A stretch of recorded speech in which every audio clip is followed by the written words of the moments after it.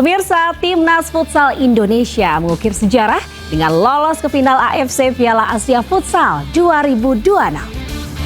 Indonesia menumbangkan Jepang 5-3 dan melaju ke final menantang juara bertahan Iran.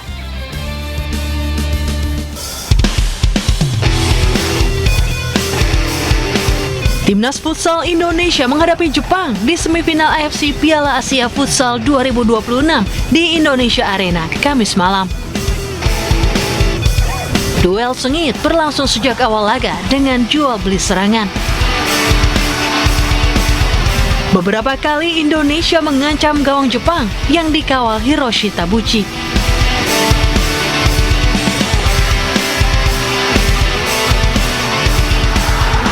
Gempuran skuad Garuda baru menghasilkan gol pada menit 12 lewat Samuel Eko.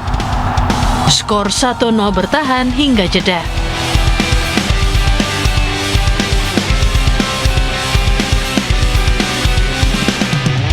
Laga seru berlanjut di paruh kedua. Menit 23, Indonesia menggandakan keunggulan akibat gol bunuh diri Takehiro Motoishi. Jepang merespon dengan menjebol gawang Ahmad Habibi. Motoishi menebus kesalahan dengan menjaringkan bola pada menit 31.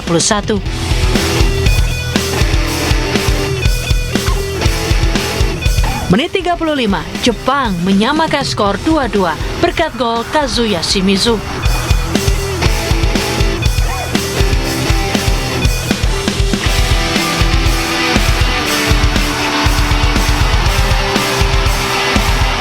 Indonesia kembali unggul 3-2 berkat gol Firman Adriansyah pada menit 39.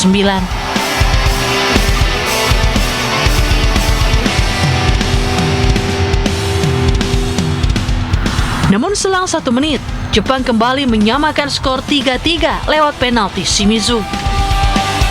Skor 3 sama, laga pun dilanjutkan dengan extra time.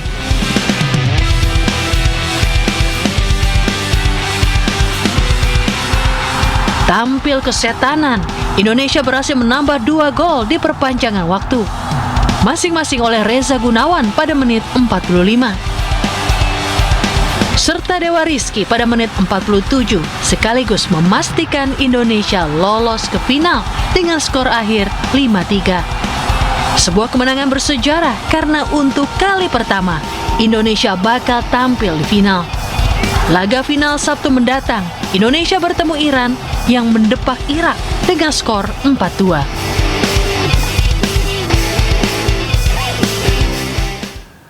Pemirsa, pelatih Timnas Futsal Indonesia Hector Soto ini menyebut keberhasilan skuad Garuda melaju ke final Piala Asia berkat semua pihak, baik mereka yang bermain ataupun tidak bermain.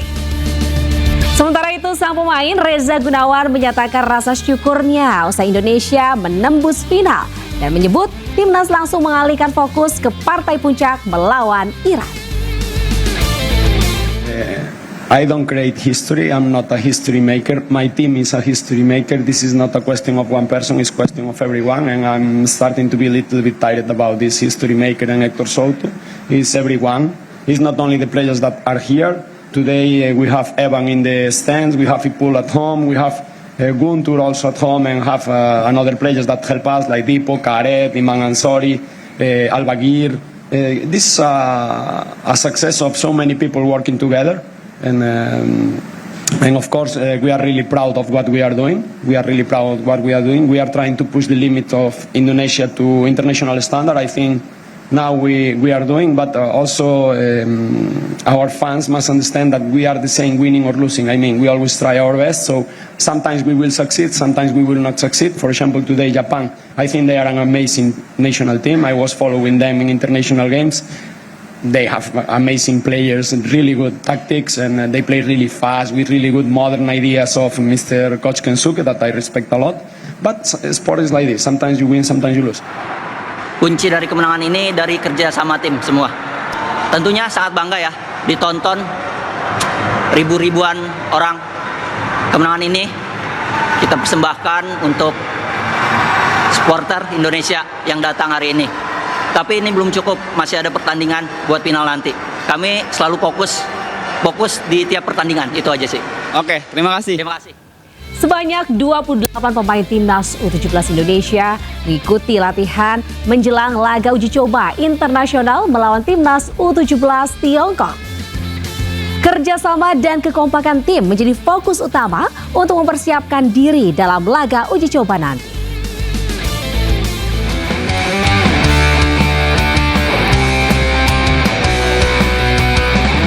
Sebanyak 28 pemain tim U17 Indonesia mengikuti latihan di Stadion Indomilk Arena Kabupaten Tangerang, Banten pada Kamis malam jelang menghadapi laga uji coba internasional melawan tim U17 Tiongkok.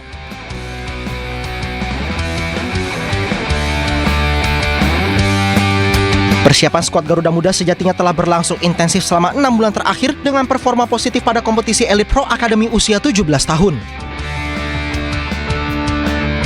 Kerjasama dan kekompakan skuad menjadi fokus utama tim kepelatihan untuk mempersiapkan skuad Garuda Asia. Karena itu, uji coba internasional sangat dibutuhkan untuk mengetahui level permainan tim.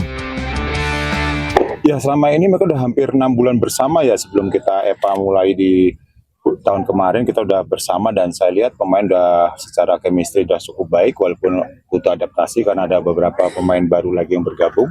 Pertama yang dari Persik ada 2 orang dan ada Nicholas yang baru tiba. Jadi secara chemistry saya pikir nggak ada masalah.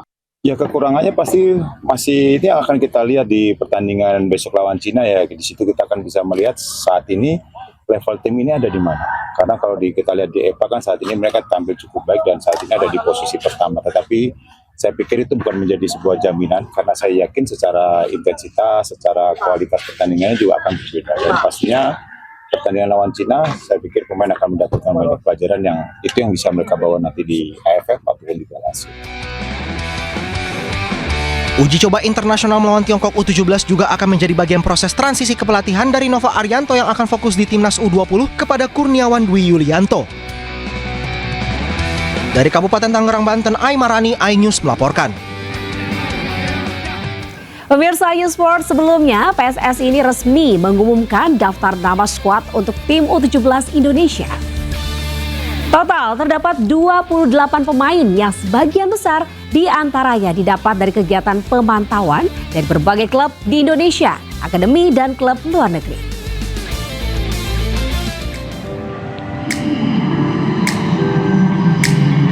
PSSI resmi mengumumkan daftar nama tim U17 Indonesia untuk laga uji coba internasional yang digelar pada Februari ini.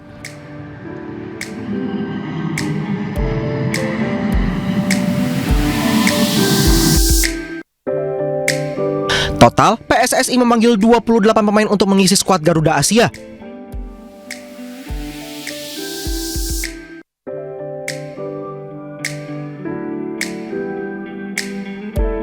Hampir semuanya diisi nama-nama baru.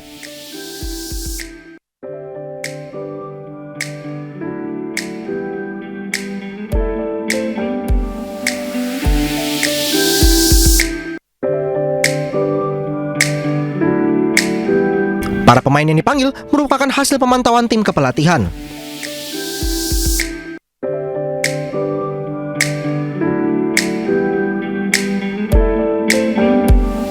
Pemantauan dilakukan ke berbagai klub Liga Indonesia, akademi hingga klub luar negeri.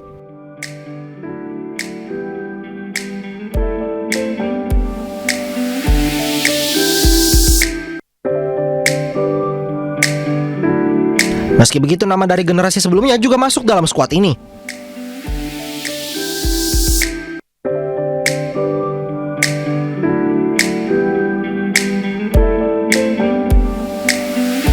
Ia adalah Muhammad Mirza Firyatullah yang kini membela Persik Kediri.